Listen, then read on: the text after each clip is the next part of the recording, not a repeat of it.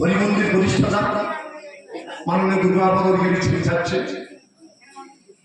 পঞ্চতত্ত্ব বিগ্রহ প্রতিষ্ঠাতা আমাদের গুরুদেব যিনি প্রতিষ্ঠা করেছেন পঞ্চতত্ত্ব মাননীয় সুকুমার গোস্বামী মহাশয় ছবি থাকছে। এই নবনির্মিত মন্দির আমাদের তাণ্ডব রয়েছে, আগে কারখানার প্রতীক ছিল, ধীরে ধীরে নবনির্মিত মন্দির তৈরি হয়েছে।